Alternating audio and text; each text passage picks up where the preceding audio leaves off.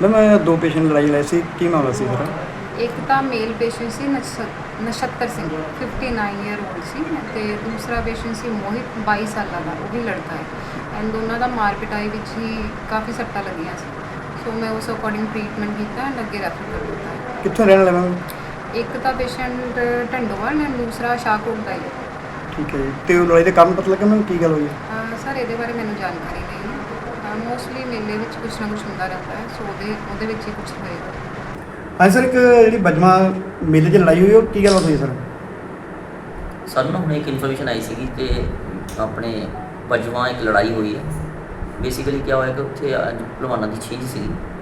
ਛਿੰਝ ਦੇ ਵਿੱਚ ਦੋ ਕੋਚਾਂ ਦੀ ਲੜਾਈ ਨਹੀਂ, ਦੋ ਕੋਚਾਂ ਦੀ ਆਪਸ ਵਿੱਚ ਬਹਿਸ ਹੋ ਗਈ ਸੀਗੀ ਕਿਸੇ ਉਹਦੇ ਕੋਲ ਹੈਗੇ। ਉਸ ਟਾਈਮ 'ਤੇ ਉਹਨਾਂ ਨੇ ਆਪਸ 'ਚ ਕੋਈ ਗੱਲ ਨਹੀਂ ਕੀਤੀ, ਪਰ ਜਦੋਂ ਉਸ ਤੋਂ ਬਾਅਦ ਉਹ ਵਾਪਸ ਘਰਾਂ ਨੂੰ ਜਾ ਰਹੇ ਸੀਗੇ ਤੇ ਪਿੰਡ ਦੇ ਵਿੱਚ ਹੀ ਕਿਤੇ ਬਾਹਰ ਜਾ ਕੇ ਉਹਨਾਂ ਦੀ ਆਪਸ ਦੇ ਵਿੱਚ ਫਿਰ ਟਕਰਾਰ ਹੋ ਗਈ, ਜਿਹਦੇ ਵਿੱਚ ਉਹਨਾਂ ਦੋਨਾਂ ਦੀ ਆਪਸ 'ਚ ਤੂੰ-ਤੂੰ ਮੈਂ-ਮੈਂ ਹੋਈ ਲੜਾਈ ਹੋਈ। ਤੇ ਉਹਦੇ ਵਿੱਚ ਇੱਕ ਭਲਵਾਨ ਜੀ ਦੇ ਥੋੜ੍ਹੀ ਸੱਟ ਲੱਗੀ, ਸਿਰ ਦੇ ਵਿੱਚੋਂ ਆਏ ਸੀ, ਐਡਮਿਟ ਹੋਏ ਸੀਗੇ ਤੇ ਅਸੀਂ ਹਸਪੀਟਲ ਵੀ ਭਲਵਾਨ ਇਕੱਠੇ ਹੋਏ ਸੀ, ਅਸੀਂ ਉਹਨੂੰ ਸਾਰਿਆਂ ਨੂੰ ਵਾਈਂਡ ਅਪ ਕਰਤਾ। ਉਹਨਾਂ ਨੇ ਟ੍ਰੀਟਮੈਂਟ ਕਰਾ ਲਿਆ। ਜੋ MLR ਆਏਗੀ ਜਿੱਦਾਂ ਵੀ ਹੋਈ ਉਹ ਅਸੀਂ ਉਸ ਮੁਤਾਬਕ ਕਾਰਵਾਈ ਕਰਾਂਗੇ। ਮੈਮ ਦੋ ਪੇਸ਼ੈਂਟ ਲੜਾਈ ਲੜਾਈ ਸੀ ਕੀ ਮਾਮਲਾ ਸੀ ਸਰ? ਇੱਕ ਤਾਂ ਮੇਲ ਪੇਸ਼ੈਂਟ ਸੀ ਨਛੱਤਰ ਸਿੰਘ 59 ਈਅਰ ਓਲਡ ਸੀ ਅਤੇ ਦੂਸਰਾ ਪੇਸ਼ੈਂਟ ਸੀ ਮੋਹਿਤ 22 ਸਾਲਾਂ ਦਾ, ਉਹ ਵੀ ਲੜਕਾ ਹੈ। ਐਂਡ ਦੋਨਾਂ ਦਾ ਮਾਰ ਪਿਟਾਈ ਵਿੱਚ ਹੀ ਕਾਫੀ ਸੱਟਾਂ ਲੱਗੀਆਂ ਸੀ। ਸੋ ਮੈਂ ਉਸ ਅਕੋਰਡਿੰਗ ਟ੍ਰੀਟਮੈਂਟ ਕੀਤਾ ਐਂਡ ਅੱਗੇ ਰੈਫਰ ਕਰ ਦਿੱਤਾ ਹੈ। ਕਿੱਥੋਂ ਰਹਿਣ ਵਾਲੇ ਮੈਮ? ਇੱਕ ਤਾਂ ਪੇਸ਼ੈਂਟ ਢੰਡੋਵਾਲ ਐਂਡ ਦੂਸਰਾ ਸ਼ਾਹਕੋਟ ਦਾ ਹੈ। ਠੀਕ ਹੈ ਜੀ, ਤੇ ਉਹ ਲੜਾਈ ਦਾ ਕਾਰਨ ਪਤਾ ਲੱਗਾ ਮੈਮ ਕੀ ਗੱਲ ਹੋਈ? ਸਰ ਇਹਦੇ ਬਾਰੇ ਮੈਨੂੰ ਜਾਣਕਾਰੀ ਨਹੀਂ ਹੈ। ਮੋਸਟਲੀ ਮੇਲੇ ਵਿੱਚ ਕੁਛ ਨਾ ਕੁਛ ਹੁੰਦਾ ਰਹਿੰਦਾ ਹੈ, ਸੋ ਉਹਦੇ ਵਿੱਚ ਹੀ ਕੁਛ ਹੋਏਗਾ। ਹਾਂਜੀ ਸਰ, ਇੱਕ ਜਿਹੜੀ ਬਜਮਾ ਮੇਲੇ 'ਚ ਲੜਾਈ ਹੋਈ ਉਹ ਕੀ ਗੱਲ ਹੋਈ ਸਰ? ਸਾਨੂੰ ਨਾ ਹੁਣ ਇੱਕ ਇਨਫੋਰਮੇਸ਼ਨ ਆਈ ਸੀਗੀ ਕਿ ਆਪਣੇ ਬਜਵਾਂ ਇੱਕ ਲੜਾਈ ਹੋਈ ਹੈ। ਬੇਸਿਕਲੀ ਕੀ ਹੋਇਆ ਕਿ ਉੱਥੇ ਅੱਜ ਭਲਵਾਨਾਂ ਦੀ ਛਿੰਝ ਸੀਗੀ।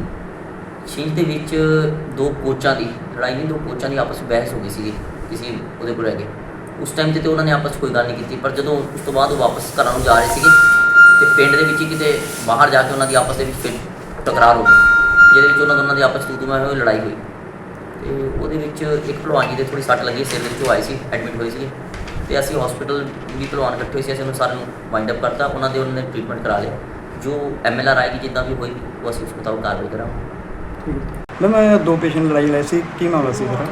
ਇੱਕ ਤਾਂ ਮੇਲ ਪੇਸ਼ੈਂਟ ਸੀ ਨਛੱਤਰ ਸਿੰਘ 59 ਈਅਰ ਓਲਡ ਸੀ ਅਤੇ ਦੂਸਰਾ ਪੇਸ਼ੈਂਟ ਸੀ ਮੋਹਿਤ 22 ਸਾਲਾਂ ਦਾ, ਉਹ ਵੀ ਲੜਕਾ ਹੈ। ਐਂਡ ਦੋਨਾਂ ਦਾ ਮਾਰ ਪਿਟਾਈ ਵਿੱਚ ਹੀ ਕਾਫੀ ਸੱਟਾਂ ਲੱਗੀਆਂ ਸੀ।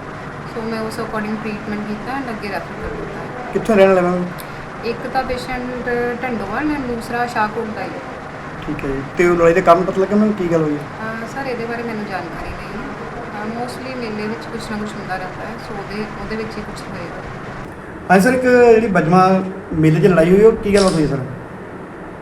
ਸਾਨੂੰ ਨਾ ਹੁਣ ਇੱਕ ਇਨਫੋਰਮੇਸ਼ਨ ਆਈ ਸੀਗੀ ਕਿ ਆਪਣੇ ਬਜਵਾਂ ਇੱਕ ਲੜਾਈ ਹੋਈ ਹੈ। ਬੇਸਿਕਲੀ ਕੀ ਹੋਇਆ ਕਿ ਉੱਥੇ ਅੱਜ ਭਲਵਾਨਾਂ ਦੀ ਛਿੰਝ ਸੀਗੀ। ਛਿੰਝ ਦੇ ਵਿੱਚ ਦੋ ਕੋਚਾਂ ਦੀ ਲੜਾਈ ਨਹੀਂ, ਦੋ ਕੋਚਾਂ ਦੀ ਆਪਸ ਵਿੱਚ ਬਹਿਸ ਹੋ ਗਈ ਸੀਗੀ ਕਿਸੇ ਉਹਦੇ ਕੋਲ ਹੈਗੇ। ਉਸ ਟਾਈਮ 'ਤੇ ਉਹਨਾਂ ਨੇ ਆਪਸ 'ਚ ਕੋਈ ਗੱਲ ਨਹੀਂ ਕੀਤੀ, ਪਰ ਜਦੋਂ ਉਸ ਤੋਂ ਬਾਅਦ ਉਹ ਵਾਪਸ ਘਰਾਂ ਨੂੰ ਜਾ ਰਹੇ ਸੀਗੇ ਤੇ ਪਿੰਡ ਦੇ ਵਿੱਚ ਹੀ ਕਿਤੇ ਬਾਹਰ ਜਾ ਕੇ ਉਹਨਾਂ ਦੀ ਆਪਸ ਦੇ ਵਿੱਚ ਫਿਰ ਟਕਰਾਰ ਹੋ ਗਈ, ਜਿਹਦੇ ਵਿੱਚ ਉਹਨਾਂ ਦੋਨਾਂ ਦੀ ਆਪਸ 'ਚ ਤੂੰ-ਤੂੰ ਮੈਂ-ਮੈਂ ਹੋਈ ਲੜਾਈ ਹੋਈ। ਤੇ ਉਹਦੇ ਵਿੱਚ ਇੱਕ ਭਲਵਾਨ ਜੀ ਦੇ ਥੋੜ੍ਹੀ ਸੱਟ ਲੱਗੀ, ਸਿਰ ਦੇ ਵਿੱਚੋਂ ਆਏ ਸੀ, ਐਡਮਿਟ ਹੋਏ ਸੀਗੇ ਤੇ ਅਸੀਂ ਹਸਪੀਟਲ ਵੀ ਭਲਵਾਨ ਇਕੱਠੇ ਹੋਏ ਸੀ, ਅਸੀਂ ਉਹਨੂੰ ਸਾਰਿਆਂ ਨੂੰ ਵਾਈਂਡ ਅਪ ਕਰਤਾ। ਉਹਨਾਂ ਨੇ ਟ੍ਰੀਟਮੈਂਟ ਕਰਾ ਲਿਆ। ਜੋ MLR ਆਏਗੀ ਜਿੱਦਾਂ ਵੀ ਹੋਈ ਉਹ ਅਸੀਂ ਉਸ ਮੁਤਾਬਕ ਕਾਰਵਾਈ ਕਰਾਂਗੇ।